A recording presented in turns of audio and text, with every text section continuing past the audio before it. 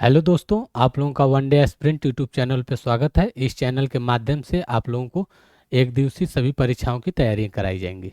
इस चैनल के माध्यम से आप लोगों को जो है एक दिवसीय में पूछे जाने वाले सभी विषयों के अध्ययन और पाठन का कार्य होगा।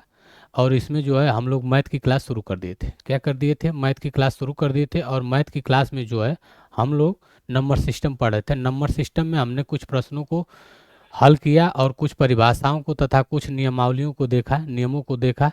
कहने का मतलब टाइप्स ऑफ क्वेश्चंस के बारे में भी हम लोगों ने जाना और उसी श्रेणी में हम लोग आगे बढ़ रहे थे। कुछ प्रश्नों को हम लोगों ने पिछली क्लासों में 2 क्लासों में देखा। आज हम लोग जो है उसके आगे के प्रश्नों को देखेंगे और समझेंगे कि कैसे प्रश्न नंबर सिस्टम में आते हैं। ठीक। और हम चाहेंगे कि आप लोग जो है इसको शेयर करें और सब्सक्राइब भी करें। शेयर करना इसलिए ज़रूरी है कि ये शेयर करेंगे तभी अन्य बच्चों तक पहुँचेगा और उनको भी इसका लाभ मिलेगा। ठीक। तो आज हम इस क्लास के पहले क्वेश्चन पे आए हैं।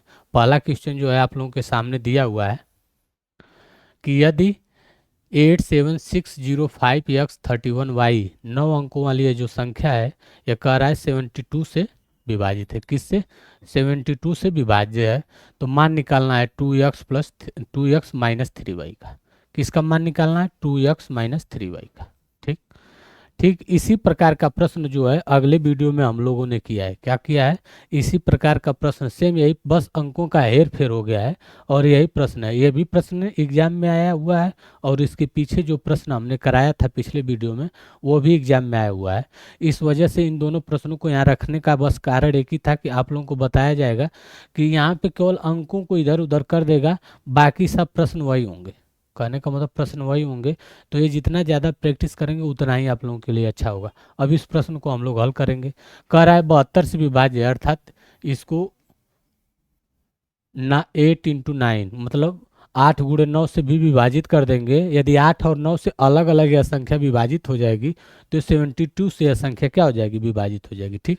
तो अब इसको देखिए, 8 और 9 के विभाजित होने का क्या नियम है? 8 में कहा जाता है, मतलब 8 से कोई संख्या कब विभाजित होगी? जब सैकड़ा, दहाई और इकाई इन तीनों अंकों का योग जो है, मतलब ये तीनों अंकों को केवल 8 से विभाजित करेंगे और ये विभाजित हो जाता है तो यह संख्या जो किससे? 8 से विभाजित हो जाएगी। ठीक। तो कर लीजिए। अब इसमें जो है 3, 1 और y दिया हुआ है तो 8 से करेंगे तो कितना हो जाएगा? 8 त्रिक 24, 8 चौको 32, मतलब कहने का मतलब 31y है। तो यहाँ पे 8 से करेंगे तो 8 त्रिक 24, कितना बचेगा? 11 में से ये जाएगा 7 और y उतारेंगे। y का मान ऐसा क्या रखेंगे कि ये 8 से विभाजित हो जाए? 8 9 72, 72, अर्थात y का मान कितना हो जाएगा? 2। यहाँ से क्या आ गया? y का मान 2। 9 से विभाजित होने के लिए यही करना है कि इन संख्याओं का योग होगा और योगफल जो आएगा इन अंकों का, इस संख्या के सभी अंकों का योगफल जो है 9 से विभाजित हो जाता है तो यह संख्या भी 9 से विभाजित हो जाएगी। तो यहाँ योग करिए। 8 7 15, 15 6 21, 21 और 5 26, 26 3 29, 29 31 2 32, कितना आ गया? 32 और प्लस x। लेकिन इसको 9 से विभाजित करना है तो 9 से विभाजित करने के लिए 32 प्लस x का मान कितना होना चाहिए? कम से कम 36। मिनिमम जो है 36 होगा तभी होगा। अर्थात यहाँ से x का मान कितना आ जाएगा? 4। x का मान 4 और y का मान कितना हम लोगों ने ला दिया है? 2। अब इन्हीं से हमको क्या करना है? 2x माइनस वाई का मान निकालना है। आसानी से निकाल लीजिए। 2x माइनस 3y, 3 दूना 6, 4 दूना 8 में से 6 जाएगा 2, कितना आ जाएगा? 2। ऑप्शन नंबर जो है, ऑप्शन नंबर कितना हो जाएगा? डी। कहने का मतलब जो ऑप्शन नंबर डी है वह सही हो जाएगा। ठीक। उसके बाद आगे वाला प्रश्न हम देखेंगे। जब धनात्मक पूर्णांक n को 12 से विभाजित किया जाता है तो शेषफल 5 बचता है, और यदि इसको 12 से विभाजित किया जाता है तो शेषफल कितना बचेगा? कोई भी धनात्मक संख्या को जब 12 से विभाजित कर रहे हैं तो उसका शेषफल 5 बच रहा है। कहने का मतलब है कि संख्या यदि 5 होगा, 5, तो भी शेषफल 5 बचेगा, क्योंकि 0 बार जाएगा और 0 बार के बाद 5 शेष बच जाएगा। यदि 5 में 12 का आप जब भाग देंगे तो 0 बार जाएगा, यहाँ यहाँ 0 हो जाएगा, 5 शेष हो जाएगा। क्या हो जाएगा शेष? कहने का मतलब मिनिमम जो है 5 होगा, आगे 12 5 17 होगा, तो अब फिर 12 दूना 24, 5 29 होगा। इसी तरह से हम चाहेंगे तो ये आगे श्रेणी बढ़ती चली जाएगी। कहने का मतलब सबसे छोटी संख्या कौन सी होगी? 5। ठीक, तो यहाँ सबसे छोटी संख्या से ही मान निकाला जाता है। हमेशा इस बात का ध्यान देंगे, ऐसे प्रश्नों में जो है जो सबसे छोटी संख्या मानी जाएगी उसी से जो है इसका मान निकल जाएगा, वही आगे जो है नियम लागू होता रहेगा। तो यहाँ पे जो है 5 मान के चलेंगे, यन का मान क्या मान लेंगे? 5, और वही जो है यहाँ रखेंगे। तो 8 इंटू 25, 5 का स्क्वायर हो जाएगा, प्लस 7, तो कितना हो जाएगा? 25 बटे 200 प्लस 7, ये हो जाएगा 207। अब इसमें जो है 12 से विभाजित करेंगे, देखिए कितना शेष बचता है। 207 में जो है क्या करेंगे? 207 में 12 से भाग देंगे, 12 कम में 12 हो जाएगा, ये 8 7, 12 छक 72, 12 सत्ते 84, 3। कितना शेष बचा? 3। कहने का मतलब है कि इसमें जो है कितना आंसर आएगा? सी पार्ट, बी पार्ट कितना होगा? बी पार्ट, बी मतलब 3। 3 शेषफल बचेगा। कितना शेष बचेगा? 3। ठीक उसी प्रकार आगे आएंगे हम लोग। यदि कोई संख्या है जैसे 71 की पावर 83 और प्लस 73 की पावर 83, तो 36 से विभाजित किया जाए तो शेषफल कितना होगा? इसको दो तरह से लगा सकते हैं, जैसे एक ट्रिक के माध्यम से कि ये 71 है, 73 है, 36 से विभाजित करना है। जो 36 का गुणज देखेंगे इसके आसपास है कि नहीं। जैसे इसके आसपास से यदि 36 का गुणज है, 36 दूना 72, कितना? 36 दूना 72, और यहाँ पे भी 72। तो देखेंगे कि 72 में से एक घटाना पड़ रहा है। क्या करना पड़ेगा? एक घटाना। क्या करना पड़ा है? 72 में से एक घटाएंगे, अर्थात 71 में जब एक जोड़ेंगे तो यही मान हो जाएगा। ठीक, उसी प्रकार से 73 में से एक घटाएंगे तो -1 होगा, और इसकी पावर 83 कर देंगे, और ये जो है कि -1 +1 -1 हो जाएगा, क्योंकि 83 है। हमेशा विषम संख्या है, तो विषम संख्या में जो मान आता है, जैसे किसी संख्या, कोई संख्या ए है, उसकी पावर यदि सम संख्या है, सम संख्या पावर में क्या है? सम संख्या, यदि ये माइनस है, माइनस से, तो इसका मान प्लस हो जाएगा। यदि यही सम संख्या की जगह पे क्या हो जाएगा? -a की पावर विषम संख्या हो जाएगी, तो इसका मान क्या हो जाएगा? -a। -a का मतलब यहाँ a का मान हमेशा 1 होना चाहिए। क्या होना चाहिए? a का मान क्या होना चाहिए? 1। जब a का मान 1 होगा तो उसके पावर कितनी भी बड़ी संख्या हो, यदि वो सम संख्या है तो 1 होगा, विषम संख्या हो तो -1। उसी प्रकार से माइनस का यदि विषम संख्या मतलब पावर में है तो उसका मान माइनस होगा, और माइनस की पावर जब सम संख्या होगी तो वो प्लस हो जाएगा। ठीक, इसी के आधार पे जो है ये +1 और -1 करेंगे, और ये दोनों कट जाएगा, मान 0 आ जाएगा, सिंपली। और इसको जो बेसिक मेथड एक है, बेसिक मेथड ये कहता है कि जैसे x के पावर n प्लस a के पावर n किसी संख्या से विभाजित किया जाए, तो इसमें जो शेष बचता है वो कितना बचता है? x plus a। कहने का मतलब यह है कि गुणनखंड ये कितना हो जाएगा? गुणनखंड होता है कितना? x plus a। कहने का मतलब जब कोई संख्या x power n plus a की पावर n है, n क्या है? एक विषम संख्या। इस बात का आप लोग बहुत ध्यान से सुनिएगा, n क्या होगी? एक विषम संख्या होगी। देखिए इस तरह से नियम को आप लोग लिख लीजिए, लिख लेंगे तो आप लोग के लिए बेहतर होगा। यहाँ से नियम लिखिए कि x के पावर n प्लस a के पावर n, जहाँ n एक विषम संख्या, क्या है? विषम संख्या है, तो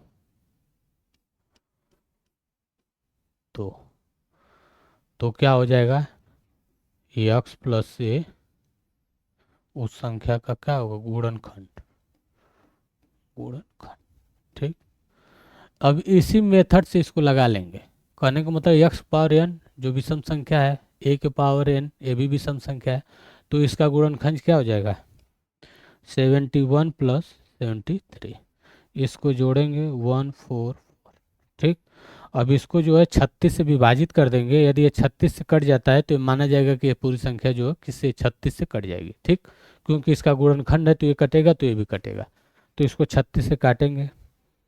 144 में जो है 36 से भाग देंगे तो कितना आ जाएगा, 3 चौको 12, 4 बार जाएगा, 4 छक्का 24, 4 चौको 16, ठीक। 4 3 12 2 14 कट जाएगा। कहने का मतलब कि 36 से 144 कट जा रहा है, मान कितना हो जाएगा, शेषफल 0। बस या तो उस तरह से लगा लीजिए या इस तरह से, दोनों तरीके से ये जो है मान निकाला जा सकता है, ठीक। उसके बाद आगे देखेंगे। यदि इसी प्रकार से जो है कि कह रहा है कि एक संख्या है जो 31 के पावर 47 और ये जो है 43 के पावर 47, 37 से विभाजित किया जो शेष कितना बचेगा, सेम वही है, बस यहाँ पे थोड़ा सा बदल दिया गया है, ठीक। क्या किया गया, बदल दिया गया है। अब यहाँ पे भी वही नियम लगाएंगे, तो जोड़ेंगे 31 प्लस 43, गुणनखंड कितना हो जाएगा, 3 1 4, 4 3 7, कहने का मतलब 74। इसको जो है 37 से भाग देंगे, तो 37 से जब इसको भाग देंगे, 37 दूना 74 कट जा रहा है पूरा पूरा, इसका मान कितना हो जाएगा, 0। कहने का मतलब जो शेषफल इसमें भी आएगा वो 0 हो जाएगा, ठीक। यह दोनों क्वेश्चन एक एक पास इसलिए रखा गया है कि इसको जो नियम से लगाएंगे, ट्रिक कभी कभी काम नहीं करता। इसमें हमने क्या ट्रिक बताया, इसमें ट्रिक बताया कि 36 जो है 36 दूना 72, 71 उसके पास है, 73 भी 71 के पास है, और इसमें जो है 72 में से एक घटा देंगे तो -1 के पावर यहाँ 83 कर देंगे, और यहाँ जो है 73 में एक जोड़ देंगे तो +1 के पावर 83 कर देंगे। या इसको कह लीजिए 73 में से एक घटाएंगे तो -1 हो जाएगा 83, और यहाँ से 1 के पावर 83, ठीक। ये दोनों का मान किसी तरह से रखेंगे 0 आ जाएगा, ठीक। लेकिन यहाँ पे वही नियम नहीं लागू होगा, मतलब ये ट्रिक यहाँ पे काम नहीं करेगा, क्योंकि 31 और 41 43 है, 43 है। तो यहाँ पे जो मेथड बताया जा रहा है, मतलब जो नियम बताया जा रहा है आप लोगों को, वह याद होना चाहिए। याद होगा तभी आप इसको आसानी से कर सकते हैं, नहीं तो नहीं कर पाएंगे। क्योंकि देखिए घातांक कितने बड़े हैं, 31 के पावर 47, आप सोच सकते हैं कि इसका मान कितना बड़ा आएगा। इस वजह से जो है ऐसे जगहों पे आप लोगों को नियम याद करना बहुत ज़रूरी है, ठीक। और इस तरह से एक क्वेश्चन हल हो जाएगा, उसका भी मान कितना आ रहा है, 0। इसके बाद आगे देखेंगे हम लोग। यदि संख्या 4a 30 67 68 b2 8 और 11 दोनों से विभाज्य है, तो a और b का संभावित मान ज्ञात कीजिए। तो 8 और 11 देने का बस एक ही उद्देश्य है। 8 से करेंगे तो यहाँ पे देखिए सैकड़ा, दहाई और इकाई तीनों को जो है अलग करके 8 से भाग दे देंगे। जो मान आएगा वह मान जो है 8 से विभाजित होना चाहिए। ये विभाजित हो जाएगा तो ये संख्या जो है पूरी 8 से विभाजित हो जाएगी, ठीक। तो यहाँ देखिए 8b2 इसको कह रहा है 8 से विभाजित होना चाहिए। अब ये मान के चलिए कि 8 है तो एक बार जाएगा, कट जाएगा, बी उतारेंगे, भाग नहीं जाएगा, 0 बार ले जाएंगे, 2 उतार लेंगे, b2। अब इसमें गुणा, मतलब आपको अब यहाँ पे कुछ नहीं करना, बस देखना है 8 के गुणा में, मतलब 8 का जब हम लोग पहाड़ा पढ़ेंगे, टेबल पढ़ेंगे, तो उसमें 2 कब आता है, 8 दूना 16, 8 त्रिक 24, 8 चौक 32। 8 का जब 4 में गुणा करेंगे तो 32 आएगा। 8 का जब टेबल पढ़ेंगे 4 बार में 4 बार, तो ये कितना आ जाएगा, 32। तो यह जो है जब 32 होगा तो यह संख्या कटेगी, क्या होगी, कटेगी। तो यहाँ से b का मान निकल के आपका आ जाएगा, कितना आ जाएगा, 3। b का मान यहाँ से कितना आ जाएगा, 3। अब कह रहा है कि यह संख्या जो है 11 से भी विभाज्य है। 11 से विभाजित इसलिए कर रहा है कि ताकि आप जो है यहाँ से a का मान निकाल सके। अब a का मान निकालने के लिए क्या करना होगा, विषम स्थानों पर दिए हुए अंकों का योग माइनस सम स्थानों पर दिए हुए अंकों का योग बराबर 0 या 11 या 11 का गुणज होना चाहिए, ठीक। जोड़ लीजिए इसको, 4 3 7, 7 6 13, 13 छः 19, 19 और 3 जोड़ेंगे तो कितना हो जाएगा 19 और 3 22। ठीक ठीक उसी प्रकार से ए को अभी अलग रखिए 0 7 7 8 7 15 2 17 कितना हो जाएगा -17 प्लस ए क्या हो जाएगा इसके साथ हो जाएगा। अब या तो यह मान जो है 0 हो जाए या तो 11 का गुणज हो जाए। तो यहाँ से देखेंगे कि 0 होना ज़्यादा आसान है, क्योंकि 17 में जब हम 5 जोड़ देंगे कितना 5 तो ये 22 हो जाएगा। 22 में से 22 घटा देंगे 0 हो जाएगा। जब 0 हो जाएगा तो यह मान जो है पूर्ण रूप से विभाजित होते हैं। यहाँ से ए का मान क्या आ जाएगा, यहाँ से ए का मान क्या आ जाएगा 5। यदि यही उसको आगे बढ़ाएंगे तो ए का मान 2 अंकों में आने लगेगा। कहने का मतलब है कि दहाई के अंक में आने लगेगा, तो यहाँ आप नहीं रख पाएंगे उसको। तो इस बात का ध्यान दीजिए कि हमेशा छोटी से छोटी संख्या ही खोजी जाती है, जिसको हल करने में भी आसान है और क्वेश्चन के आंसर भी उसी से आएंगे। ठीक, तो यहाँ जो है ए का मान 5 और बी का मान 3। तो वही पूछ रहा है कि संभावित मान क्या होगा। तो ए का मान 5, ए का मान 5, बी का मान 3। देखिए ए का मान 5, बी का मान 3। ए का मान 5 तो कई जगह दिया है, बी का मान 2 4।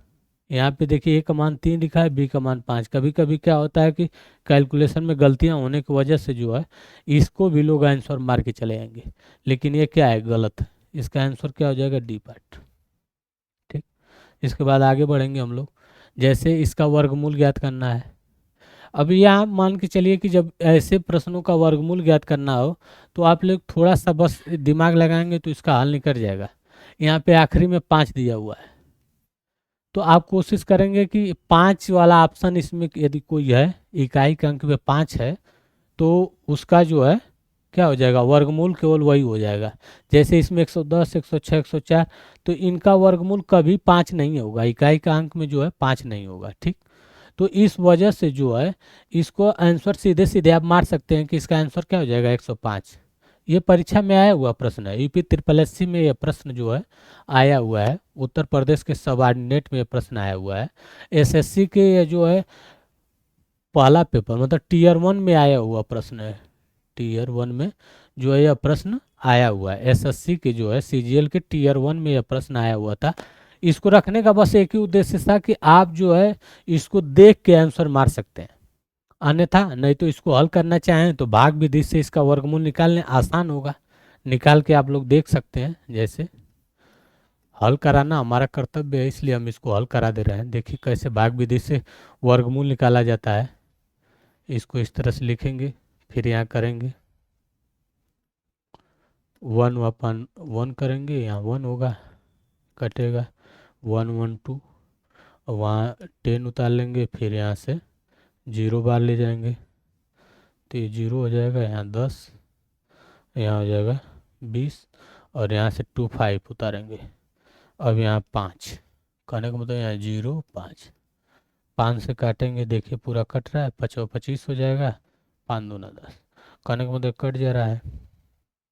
इस तरह से जो है वर्गमूल कितना आ गया 105। इस तरह से भाग विधि से वर्गमूल निकाला जाता है। किस तरह से, इस तरह से जो है भाग विधि से वर्गमूल निकाला जाता है। ठीक, इसके बाद आगे हम लोग बढ़ेंगे। कहने का मतलब कि वर्गमूल भी इसको निकाल सकते हैं भाग विधि से, नहीं तो ऐसे सीधे सीधे ऐसे प्रश्नों में जो है थोड़ा सा आप लोग दिमाग लगा के हल कर सकते हैं कि 25 आखिरी में दिया हुआ है तो इसका मतलब 5 का स्क्वायर ही होगा, आखिरी वाला क्या होगा 5 का स्क्वायर होगा, क्योंकि वर्गमूल की बात कर रहा है। तो देखेंगे कि 5 इसमें से किस में है, यदि 2 में है तब तो हल करना जरूरी है, 2 में नहीं है तो फिर सिंगल है तो उसको सीधे आंसर मार के आप आगे निकल जाएंगे। ठीक, आगे बढ़िए। क्वेश्चन नंबर 31, 6 अंकों की बड़ी से बड़ी संख्या कौन सी है जो 243 से पूर्णतः विभाज्य है। अब इसमें आप लोगों को कुछ नहीं करना है, कहने का मतलब है कि यह जो है 3 से विभाज्य होने वाली संख्या है। कितना 3 के पावर 3 3 के 9 9 3 27 3 81 5, 5 के पावर जब करेंगे तो ये जो है 243 हो जाएगा। सॉरी, ये 3 के पावर 5 का मान है, लेकिन इससे काम आपका नहीं चल पाएगा। इसको आप चाहेंगे तो कह रहा है 6 अंकों की बड़ी संख्या 9 9 9, फिर 9 9 9, ये तो 3 से विभाजित हो जा रही है, लेकिन यहाँ 243 से पूर्णतः विभाजित होने की बात कर रहा है। तो इसमें जो है आपको भाग देना होगा, और कोई उपाय नहीं है। उपाय है लेकिन वो सफल नहीं है, इसलिए बेसिक मेथड है। तो इसी मेथड से आप लोग इसको हल करेंगे तो अच्छा रहेगा, क्योंकि भविष्य में जो है ऐसे कैलकुलेशन सारे प्रश्नों में नहीं आते हैं, लेकिन कभी कभी आ जाते हैं। तो इस वजह से पहले 6 अंकों की एक बड़ी संख्या हम लोग लिखेंगे। लिखने के बाद जो है इसको 243 से भाग देंगे। भाग देने के बाद जो शेष बचेगा वही संख्या में से घटा देंगे, वही मान जो है 243 से पूर्णतः विभाजित होने वाला होगा। करिए। 243 का 2 × 4 = 8, 4 × 3 = 12, 4 × 16, 1 17, 4 × 2 = 8, एक 972 हो जाएगा। यहाँ बचेगा कितना, 9 में से 2 जाएगा 7, 2 कट जाएगा, 9 उतारेंगे, एक बार जाएगा 243 हो जाएगा। फिर 9 में से 3 जाएगा, कितना बचेगा 6, 7 में से 4 जाएगा 3 बचेगा 3, 3 6 होगा। फिर 9 उतार लेंगे, फिर भाग नहीं जाएगा। क्यों नहीं जाएगा, ये लगभग इसमें जब 2 का गुणा करेंगे तो लगभग 500 के बराबर ये मान हो जाएगा। 86 मानो 486, 486 होगा। तो यहाँ 360 है, तो 1 बार फिर ले जाएंगे, 2 4 3, कितना हो जाएगा। फिर यहाँ लिखेंगे 6, यहाँ 2, यहाँ 1, 126 शेष बचेगा। फिर 9 उतार लेंगे, देखेंगे 2 × 6 = 12। कहने का मतलब 2 से 6 12 हो जाएगा, तो ये संख्या बेसी होने जाएगी, तो 5 बार ले जाएंगे। कितना हो जाएगा, 5 × 3 = 15, 5 × 4 = 20, 20 × 1 = 21, 5 × 2 = 10, 10 × 1 = 11, 5 × 4 = 20, 21, 5 × 2 = 10, 2 12, 5 × 3 = 15, 5 × 3 = 15, 5 × 4 = 20, 1 = 21, 12, 9 में से 5 जाएगा 4 बचेगा। ये जो है 6 में से कितना हो जाएगा, 5 बचेगा, 54। कहने का मतलब है कि 54 कितना माना जाएगा, 54 यही आएगा ना। एक बार और देख लीजिए, 4 × 3 = 12, 4 × 4 = 16, 1 17, 4 2 = 8, 1 9, घटाएंगे 9 में से 2 जाएगा 7, 9 में से 7 जाएगा 2, फिर 9 उतार लेंगे। फिर जो है एक बार 243, 9 में से 3 जाएगा 6, 7 में से 4 जाएगा 3, 9 उतारेंगे। फिर 243 होगा, 9 में से 3 जाएगा 6, 6 में से 4 जाएगा 2, और 3 में से 2 जाएगा 1। ठीक, सही है। कितना आ गया,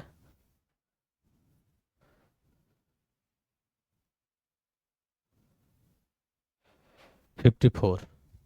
कितना शेष बचेगा, 59 में से 5 जाएगा 4, 6 में से 1 जा 5, 54 क्या होगा, शेष बचेगा। इसी में से यह मान जो है घटा देंगे। जो 54 ये शेष आया है, इसी में से इसको मान को घटाएंगे। जब घटाएंगे तो 9 में से 4 जाएगा 5, ये 4, ये 9 9 9 9। कहने का मतलब ये है कि 9,999 और 45, यह जो मान है ये 243 से पूर्णतः विभाजित हो जाएगा। तो इसमें जो यह मान कितना है, ये वाला है।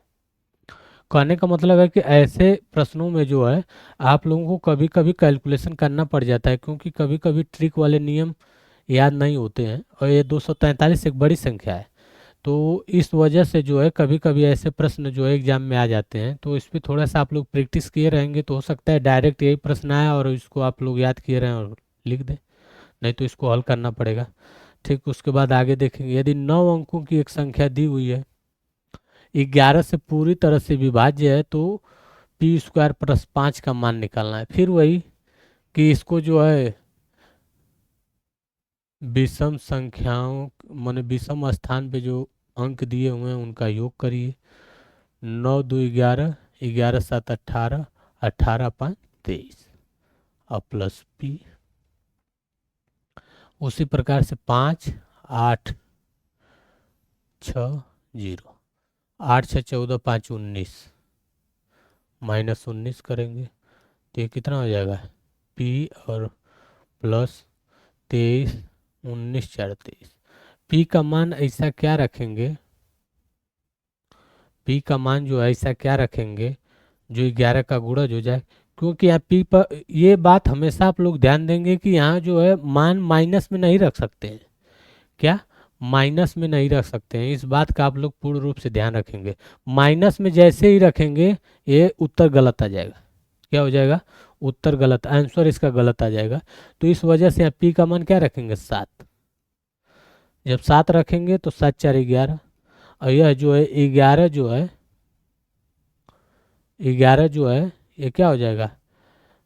11 का गुणज हो जाएगा, मतलब 11 हो जाएगा। तो 11 11 से कट जाएगा। यही मान पूछ रहा है कि या तो 0 या 11 या 11 का गुणज जब आएगा इस संख्या के योग और घटाने के बाद, तो वह संख्या जो है पूर्ण रूप से विभाजित होगी। तो यहाँ क्या हो जाएगा? पी का मान 7। तो अब इसको तो अब ऐसे ही निकाल सकते हैं, पी का मान 7 7 49 प्लस 5, प्लस कितना हो जाएगा? 5। तो 49 5 कितना हो जाएगा? 9 5 4 5। कहने का मतलब 54 कितना आ जाएगा? सी पार्ट इसका आंसर हो जाएगा। इस तरह के प्रश्नों को ऐसे हल करना पड़ता है। ठीक, इसके बाद से आगे देखेंगे। कहने का मतलब है कि 1 से लेके 11 तक, यदि 2 से लेके 11 तक के यदि ऐसे प्रश्न आ रहे हैं विभाज्यता वाले, तो वहाँ पे तो आप लोग नियम लगा लेंगे। कुछ जगहों पे आप चाहेंगे तो गुणा भाग का नियम लगा लेंगे, लेकिन कुछ जगहों पे आपको भाग देना ही पड़ेगा। क्यों देना पड़ेगा? क्योंकि उसका कैलकुलेशन ही है, क्योंकि वहाँ पे आप कोई नियम नहीं लगा सकते। कहने का मतलब कि अनंत तक गुणा भाग होता है, तो उसमें आप लोग किसी चीज़ पे नियम हर जगह नहीं लागू होगा। कुछ चीज़ों पे लागू होता है जिसको अध्यापक जो है बच्चों को पढ़ाता है और बच्चे उसको समझने की कोशिश करते हैं। कुछ चीज़ों को जो है कैलकुलेट करना पड़ता है।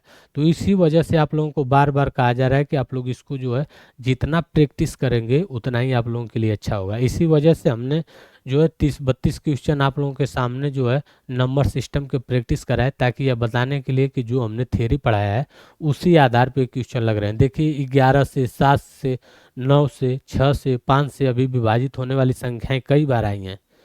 तो ऐसे प्रश्न ही आप लोगों के नंबर सिस्टम से जो है परीक्षाओं में बनेंगे। ठीक, तो ये ऐसे प्रश्नों को जो है आप कैसे हल करेंगे, ये हमारे साथ जब आप लोग बने रहेंगे तो आप लोगों को भी सुविधा होगी। आप लोगों को यदि कोई लगता है कि इसमें कोई भी समस्या हो रही है, तो आप लोग जो है कमेंट करके बता सकते हैं। उस पर विचार किया जाएगा कि इसमें जो है कोई सुधार करने वाली चीज़ें होंगी तो उसमें सुधार भी किया जाएगा। ठीक, इसके बाद अगला क्वेश्चन है, यदि 9 अंकों वाली एक संख्या है जो 99 से विभाज्य है, तो ए और बी का मान ज्ञात कीजिए। 99 से विभाज्य करने की बात कर रहा है, इसका मतलब यह जो है 11 गुणे 9, मतलब 9 से भी विभाज्य होगा, 11 से भी विभाज्य होगा। तो 11 से विभाजित होने के लिए जो है इसको देखेंगे वही वाला नियम कि जो है ए बी का मान पूछ रहा है, तो विषम संख्याओं और सम संख्याओं, 9 का पूछ रहा है। कहने का मतलब यह है कि 11 और 11 गुणे 9 कर देंगे। ठीक, और इसमें से जो है देख लेंगे, एक तो यह समीकरण बनेगा, दूसरा वाला यहाँ से जोड़ेंगे, सम का सम विषम का विषम, 8 7 15 15 6 21 21 और 9 30, 30 प्लस बी। उसी प्रकार से घटाएंगे, 4 5 4 9 3 12, 5 4 9 3 12 प्लस ए। यह जो मान है ये घटाने के बाद 0 या 11 का गुणज हो या 11 हो, ठीक, मतलब 11 हो। ठीक, उसके बाद 9 वाला में देखेंगे सभी संख्याओं का योग, सभी संख्याओं का योग जब करेंगे तो कितना हो जाएगा? यहाँ से मान के चलिए कि ये मान हो जा रहा है ए माने बी माइनस ए माइनस 30 में से 12 घटा देंगे तो 18। ठीक, ये प्लस 18 होगा।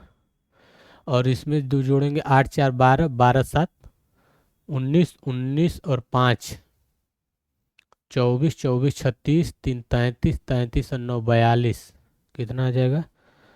42 प्लस ए प्लस बी। कहने का मतलब यहाँ से ये जो है 9 से विभाजित होना चाहिए। 9 से विभाजित होने के लिए क्या करना पड़ेगा? 9 चौको 36, 9 पचे 45, या तो इसका मान 45 हो या 9 छक्का 54, कितना हो? या तो 45 या तो 54। ठीक, यही दोनों मान होंगे तो यह संख्या जो है 9 से विभाजित हो जाएगी। तो यहाँ से यदि 45 करेंगे तो a प्लस बी का मान कितना हो जाएगा, a प्लस बी का मान क्या हो जाएगा, 3। ठीक, a प्लस बी का मान यहाँ से 3 हो जाएगा।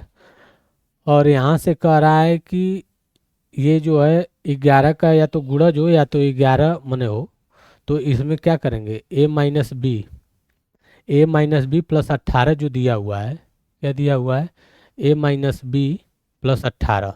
तो यहाँ पे आप देखेंगे कि ए माइनस बी प्लस 18, तो या तो यह मान 22 हो जाए। 22 होने के लिए क्या करेंगे, यदि इसको 22 रखा जाएगा, 18 4 22, तो बी माइनस ए का मान जो है यहाँ से 4 आएगा, 4 आएगा। अर्थात ये वाला मान सेटिस्फाइड नहीं होगा।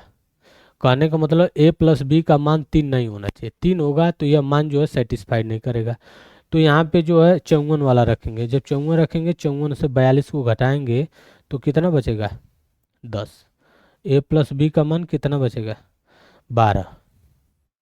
अब जो 12 है, अब इसको इस तरह से सेट करेंगे कि b माइनस ए का मान क्या हो जाए, 4। तो b माइनस ए का मान 4 करने के लिए b का मान 8 और a का मान 4। 8 प्लस 4 जब यहाँ करेंगे, ये यहाँ लिखेंगे 8 प्लस 4, तो ये 12 होगा। और यहाँ 8 में से 4 घटा देंगे तो ये 4 होगा। अर्थात b का मान कितना हो जाएगा, 8, a का मान 4। तो इसी तरह से लॉजिक भी लगाना पड़ेगा। कहने का मतलब देखिए इस क्वेश्चन में क्या था, लॉजिक थी। यह जो क्वेश्चन है 9 अंकों वाली संख्या है, तो ये क्या है, एक लॉजिक है और इसी लॉजिक पे लगा है। पहले तो समीकरण बनाएंगे, समीकरण को संभावित मानों से जो है हल करेंगे। इस तरह से जो है हमने 33 क्वेश्चनों का जो है सीरीज लिया था और इसको जो हल कराया। आज हमने नंबर सिस्टम को समाप्त कर दिया। ठीक, और आज की क्लास को यहीं समाप्त करेंगे और अगली क्लास जो है हम दूसरे टॉपिक पे आप लोगों से बात करेंगे। धन्यवाद।